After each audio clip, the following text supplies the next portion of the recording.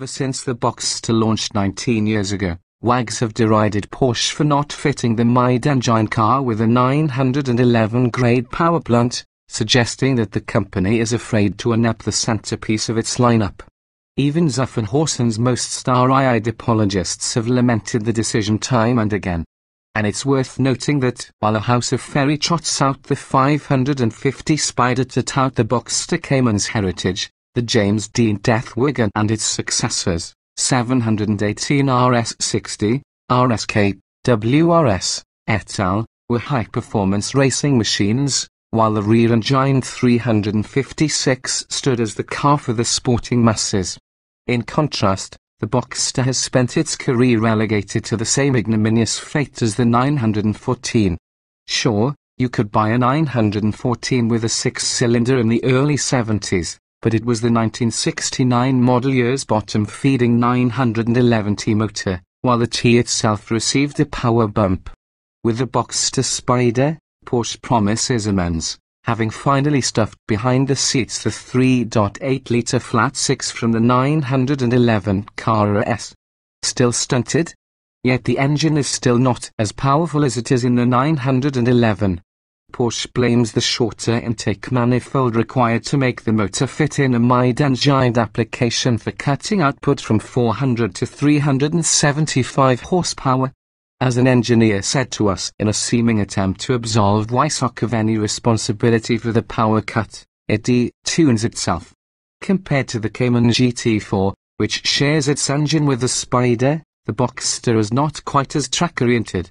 Whereas the GT4 receives the 911 GT3's front suspension minus the centerlock hubs, the Spyder, essentially, is a Boxster GTS with extra displacement, foofy bodywork, and nylon strap interior door pulls. Air conditioning delete is a no-cost option, in contrast to the GT4, where AC itself is the no-cost option. The message? The GT4 is the racier one. The last iteration of the Boxster Spyder featured a fussy, skeletal flibberty gibber to the roof. The new car's top is simpler, although it still retains a measure of fiddliness, mainly having to do with the maddening, hidden buttons that release the canvas buttresses from their moorings. It also features a power latch operated by a console-mounted button, which somehow serves to undermine the otherwise manual unit's purity. We can't help thinking that Porsche would have done better to ape the honest, magical simplicity of the Mazda Miata's roof. When stowed, the top is hidden by a large, befouled aluminium tongue. The revised rear visually thickens the Spyder and makes the car's appearance exceptionally color-dependent. In racing yellow, the effect works. In silver, the Spyder resembles a stuffy, slab-sided dingut. In Guards red, the vibe gets a little regrettable as in, look.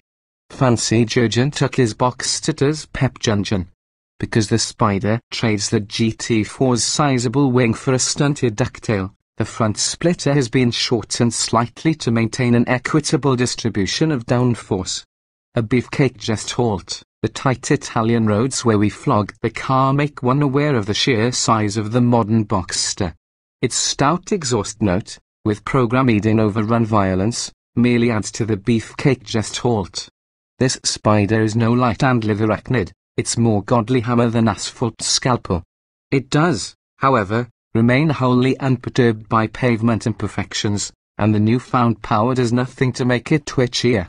While the base 2.7-litre Boxster is a momentum-oriented machine that demands attention and revs to stay on the pace, the Spyder conspires to steamroll all manner of speed kingsins with the liberal application of the right foot.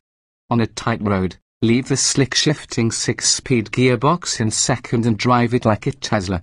If more than engine braking is required, the middle pedal offers confidence-inspiring, repeatable stopping power.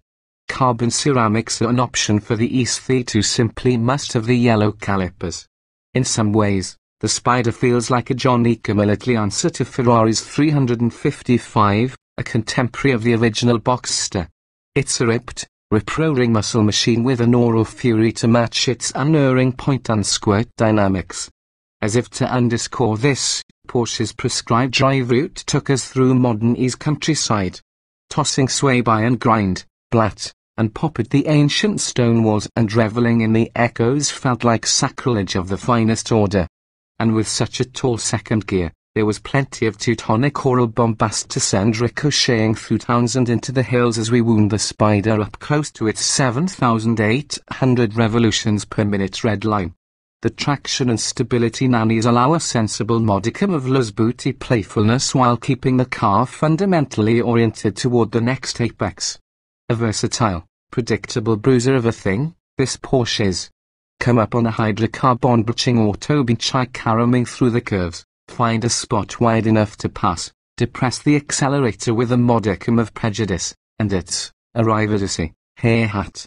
Colin Chapman acolytes may brand us heretics, but in a car as thoroughly modern as a 981 generation Boxster, the 33-pound weight savings engendered by the Spyder's overly complex top doesn't seem worth the effort it took to engineer, especially when the standard powered unit is such a joy to use and results in a prettier package. Instead, the treatment merely adds needless complication and effect to a fundamentally excellent vehicle.